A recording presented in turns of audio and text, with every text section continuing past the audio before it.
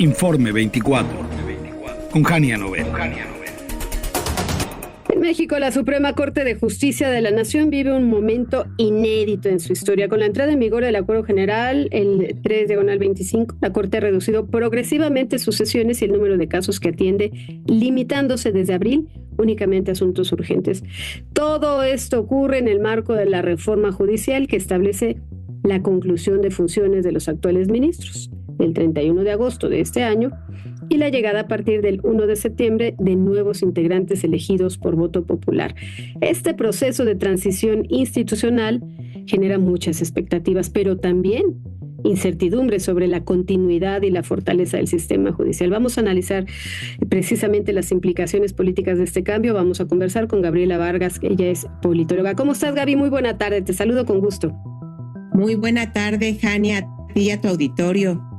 Oye, viste ya como manera coloquial, porque circuló en las redes, también lo vimos en los noticiarios, en la televisión, cómo despedían con aplausos, vítores y festejos a los ministros, y la última en pasar, la ministra Lenia Batres, silencio total. Qué imagen tan fuerte, ¿no? Sí, y fíjate, Jania, que esa imagen refleja, me parece, el sentir de la sociedad, ¿no?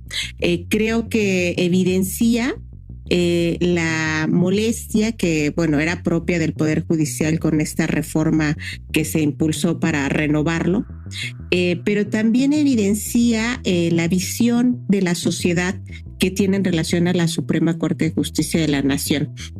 En una reflexión con colegas, Jania, comentábamos que a diferencia de cuando se quiso minimizar y reducir las facultades del INE con el famoso Plan B, y cuando se habló de la reforma al Poder Judicial no hubo la misma respuesta social.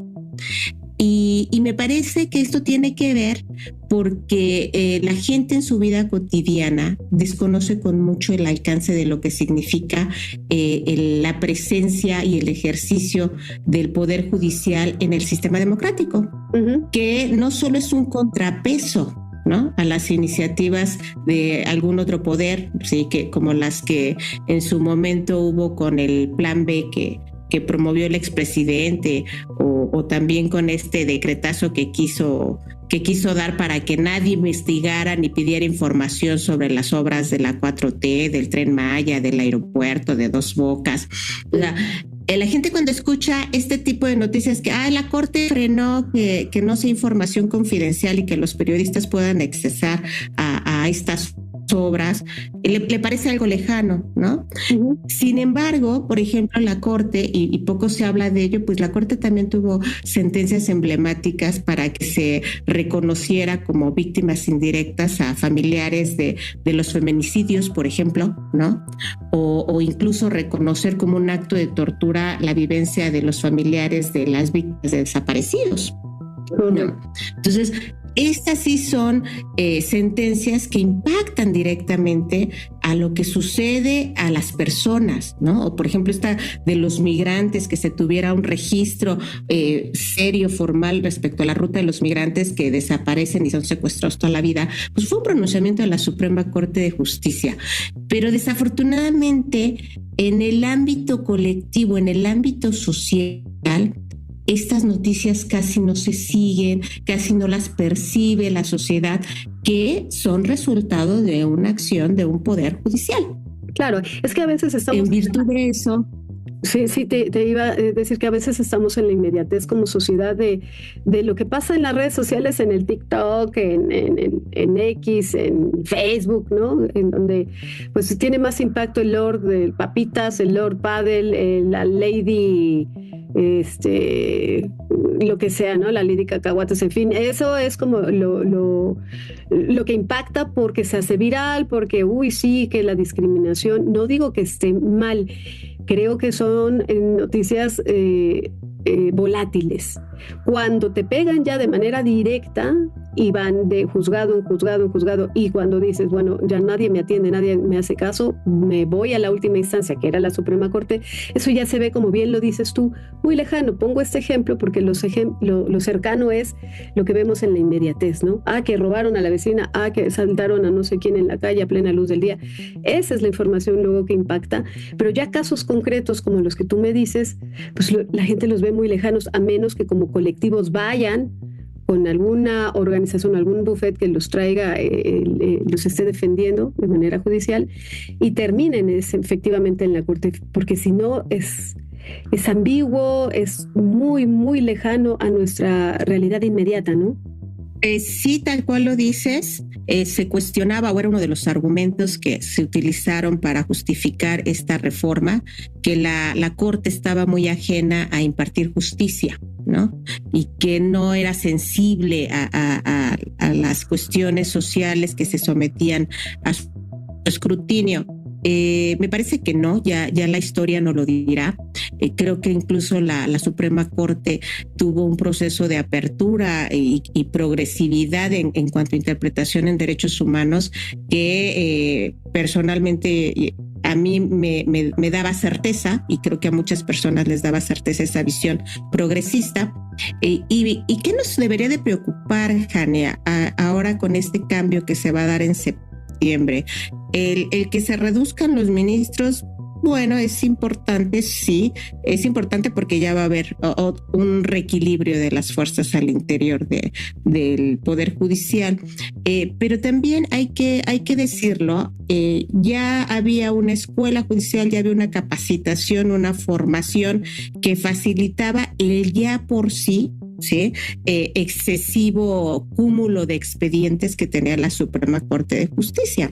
Entonces, llegan personajes nuevos, sí, que muchos de ellos sin experiencia alguna, que claro que la pueden tomar, pero pues es muy grave tomar experiencia cuando ya estás en el cargo, Jania. Claro, sí. Entonces, pues sí, porque ya tienes los asuntos sobre la mesa, y no solo los asuntos, tienes cientos de asuntos sobre la mesa, y entonces además te tienen que capacitar para que sepas cómo los vas a resolver. Entonces, además de un tema de capacitación que es indispensable para resolver estos asuntos que son importantes y en el que se juega el destino de personas, Jania, o sea, no solo de empresas y demás, sino también, y la mayoría de estos casos, de personas que están acudiendo para que se respeten sus derechos, pues van a tener un proceso de mayor alentamiento y acumulación de sus casos en este cambio que se va a dar. Uh-huh. Y tengo mis reservas de que se elimine ese interés político que se ha manejado en el discurso para promover esta reforma, que desean que los anteriores ministros y la Suprema Corte servía intereses particulares.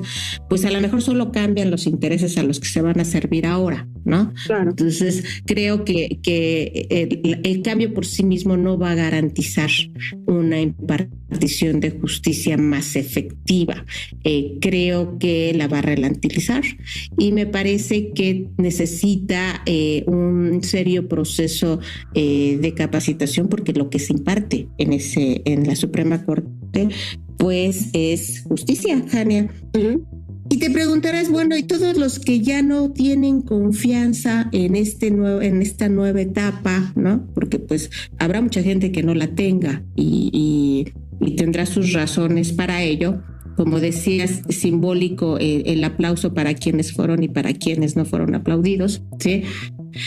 Y habrá mucha gente que dirá, ¿y ahora qué puedo hacer? Porque no me convence ya el sistema de justicia que se está conformando a partir de esta reforma al Poder Judicial.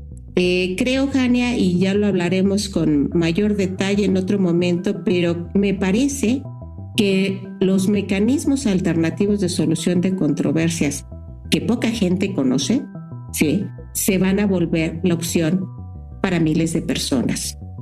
Es decir, estos mecanismos que ya existen en la ley, que como es la negociación, la mediación, la conciliación y el arbitraje, que están al alcance de todas las personas cuando no quieren litigar sus asuntos por la vía tradicional del Poder Judicial, Jania.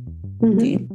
Entonces, creo que es momento no solo que sigamos con detenimiento cuál va a ser la conformación y ejercicio de los nuevos integrantes de la Suprema Corte de Justicia como un equilibrio de poder, sino también en lo cotidiano como personas, y para quienes no están convencidos en seguir por la vía tradicional del Poder Judicial, cómo van a resolver sus conflictos, qué alternativas tienen. Existe esta, ¿no? O sea, la Ley General de Mecanismos Alternativos de Solución de Controversia, que está en vigor desde hace un año, Jania, ya permite que se diriman los conflictos por una vía alterna y que sean quizá más rápidos, menos costosos y que tengan la misma validez para los justiciables. En ese sentido, creo que tendremos que tener otra conversación de ellos más adelante, Jania, porque me parece que ante este escepticismo que ha generado en muchos de la nueva conformación del Poder Judicial y lo que impactó la reforma al mismo, hay alternativas y creo que las debemos de explorar. Ya, ¿y consideras que esta transición afecte el equilibrio de poderes en México, especialmente frente al Ejecutivo y al Legislativo? En mi visión, sí. En mi visión sí, porque desafortunadamente tenemos el carro completo, ¿no, Jania?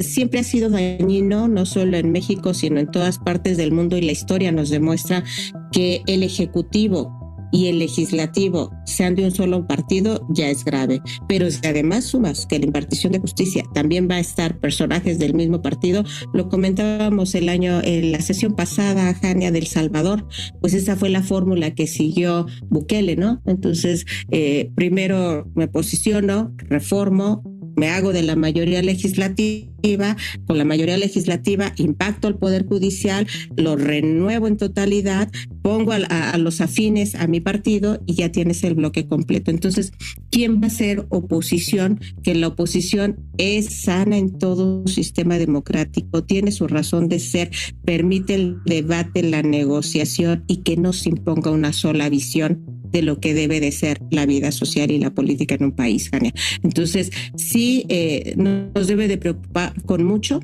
que la actuación no vaya a ser objetiva, no vaya a ser neutral. Hay indicios de que pudiera ser, ojalá me equivoque, y hagamos votos por ello e insisto que todos los que pensamos que es nocivo que haya afines a un solo partido nos equivoquemos y nos den una severa lección con una actuación imparcial, Jania, pero tengo mis severas dudas. Pues ojalá que sea pues por el bienestar de México y de la justicia, que sea para bien. Lo que está en juego no solo es la renovación de este tribunal, sino la manera en que se configura el equilibrio de poderes, ¿no? La confianza ciudadana en las instituciones, como bien nos ayudas a entender y analizar. El reto será garantizar que la justicia no se detenga y que, lejos de debilitarse, la nueva Corte logre mayor legitimidad frente a la sociedad. Ojalá que así sea. Gaby, muchísimas gracias por este puntual análisis. Te damos un abrazo y nos escuchamos la próxima semana. Claro que sí, Jania, un abrazo para ti y todo tu auditorio. Muchísimas gracias. Es Gabriela Vargas, politóloga perteneciente a la red de politólogas. Vamos a hacer una pausa y regreso de inmediato. No se vayan, volvemos.